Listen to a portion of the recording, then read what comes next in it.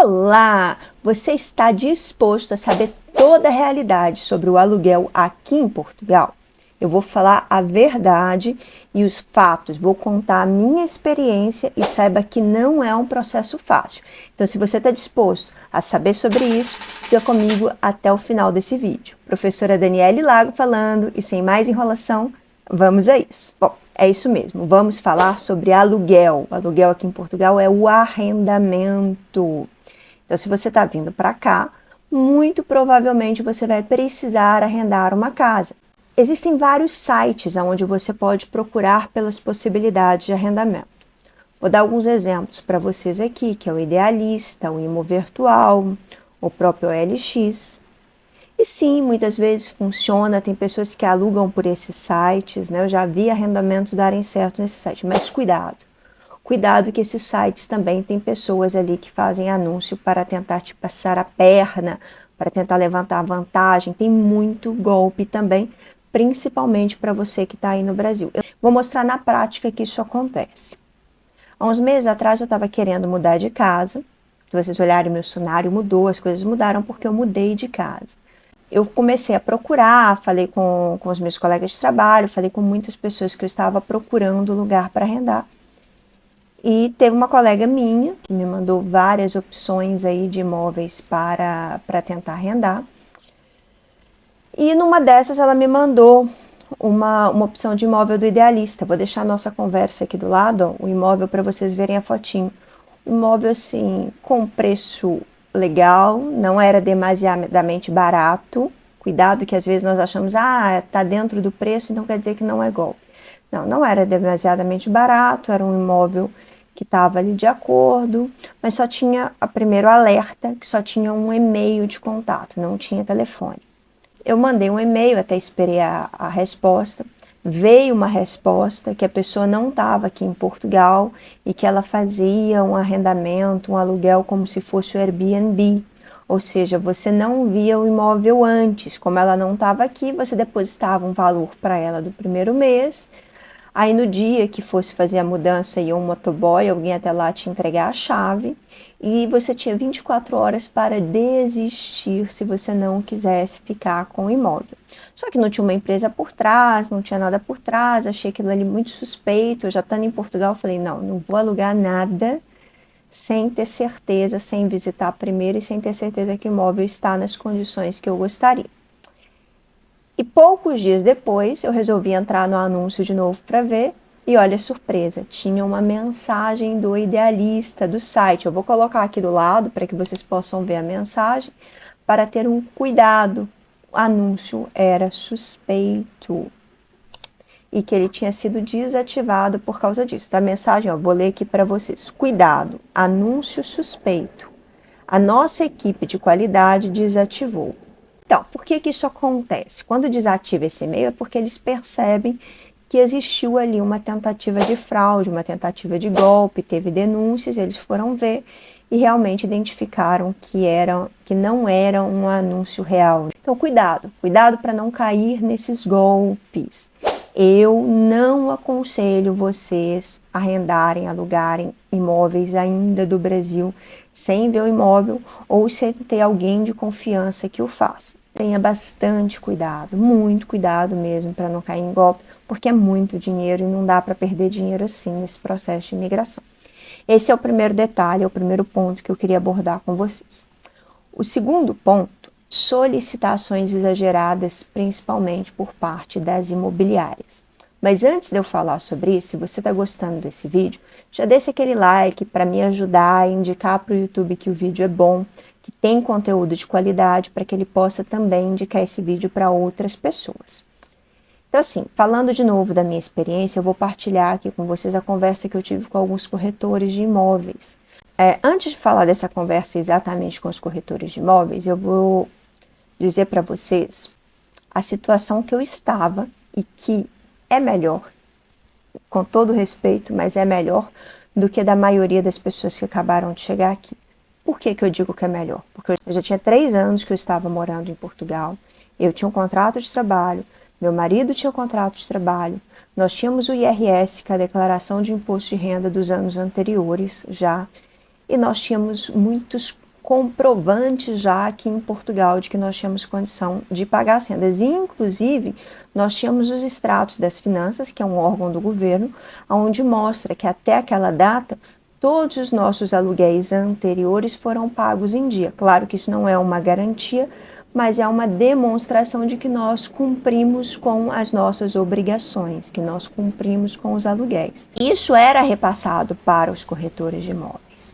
E ainda assim, o que nos falavam é que nós tínhamos que ter fiadores.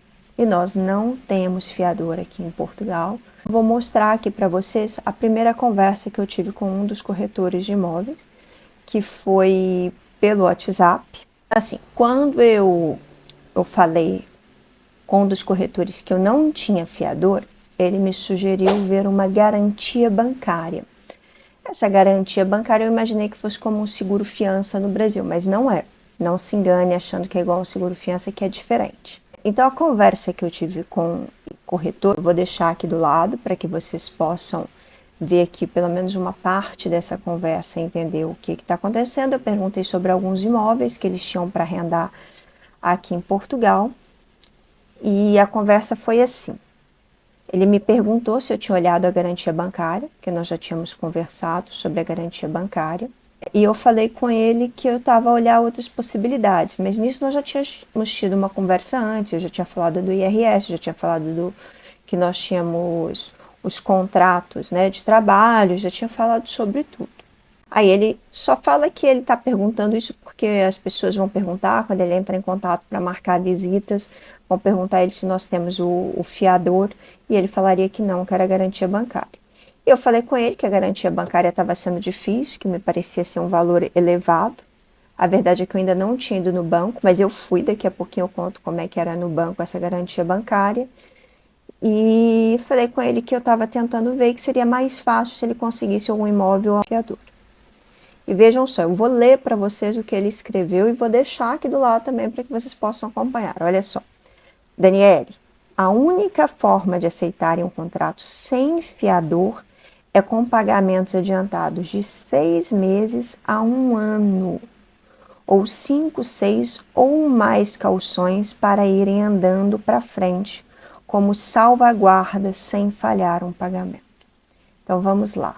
Para eles me arrendarem uma casa, eles estavam exigindo que eu pagasse de 6 meses a 1 ano adiantado.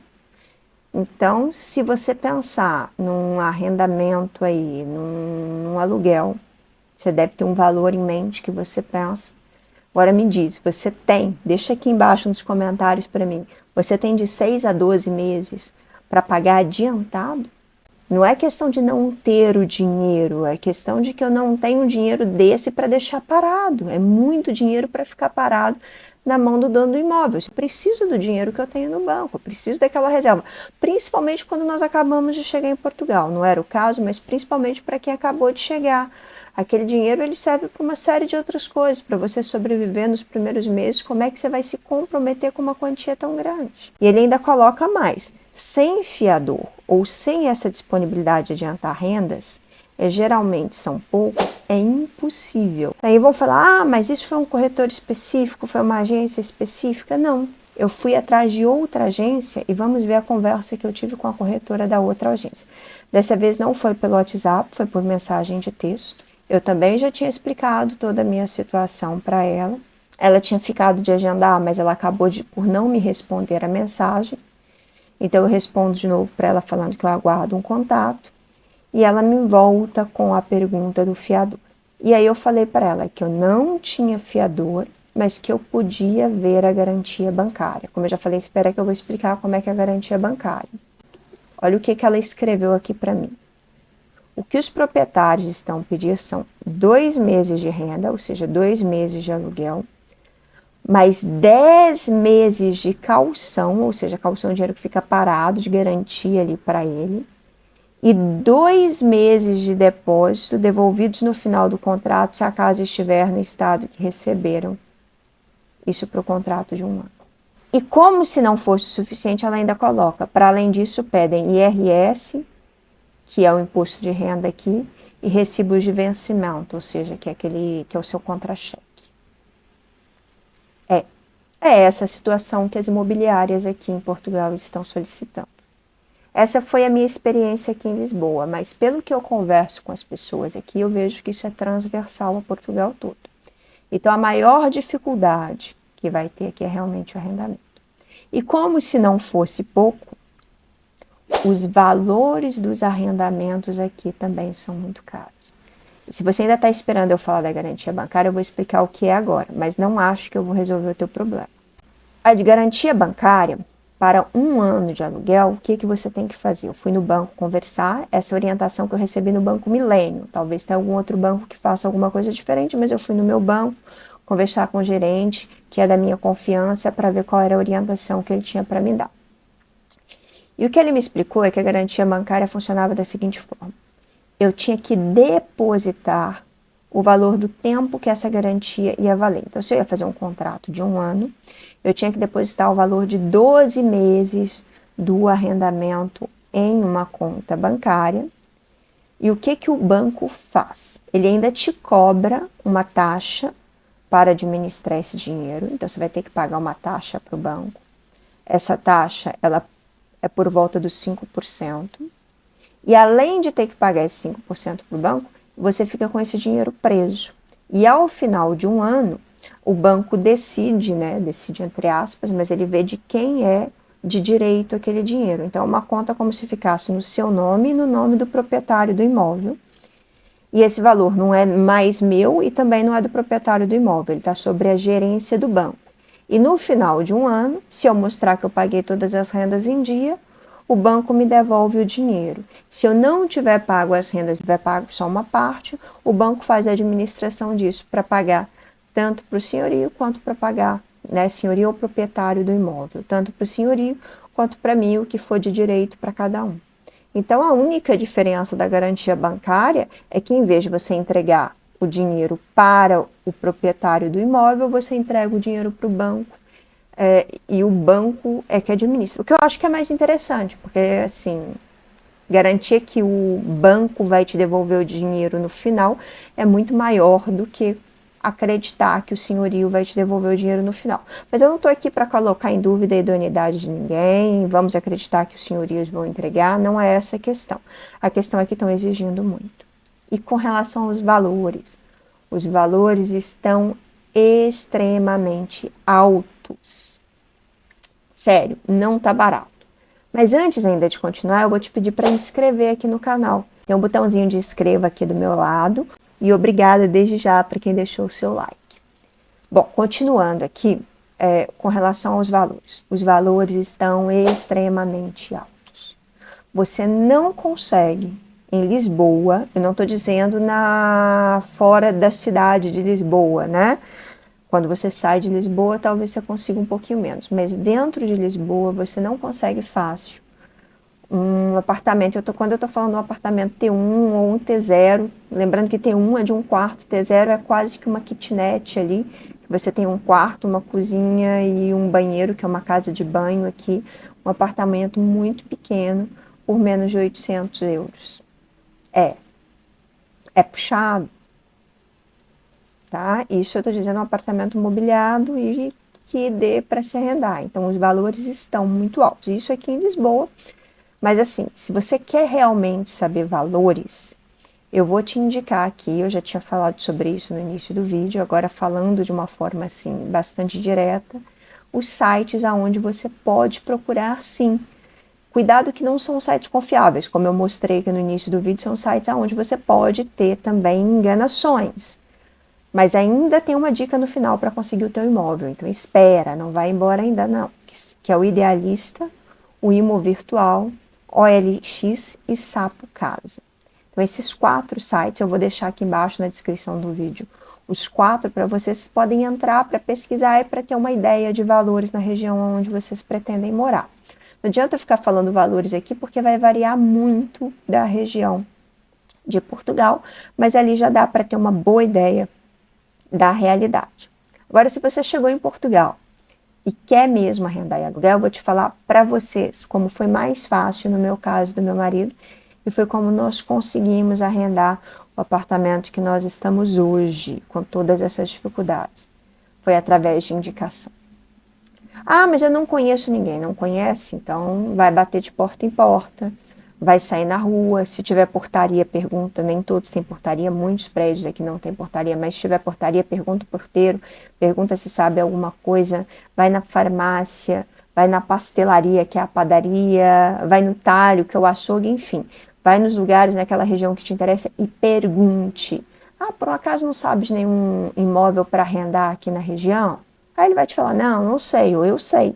E quando ele sabe, muitas vezes as pessoas que deixam, né, os contatos nesses lugares são aquelas pessoas que querem realmente arrendar ou alugar sem o intermédio de uma imobiliária, então fica mais fácil de você negociar diretamente com o senhorio, com o dono do imóvel. Eu sei que é um trabalho um pouquinho mais difícil, é um trabalho mais de formiguinha, de ir atrás, mas normalmente traz melhores resultados. Pelo menos essa é a minha indicação. E esses sites também que eu falei para vocês, o Imo Virtual, o Idealista, o Sapo Casas, o OLX, vale muito a pena vocês olharem ali na sexta-feira no meio, para o final da tarde, que é onde muitas vezes os senhorios fazem os anúncios, os senhorios que não são imobiliários, porque eles vão ter disponibilidade nos fins de semana para mostrar o apartamento, uma vez que durante a semana eles estão trabalhando. E o que eles fazem? Eles já recebem ali e já agendam para sábado e domingo as visitas. Então eu espero que esse vídeo tenha sido útil.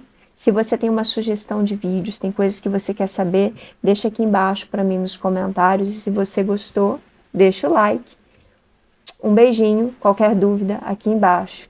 Tchau e não deixe de assistir os outros vídeos do canal.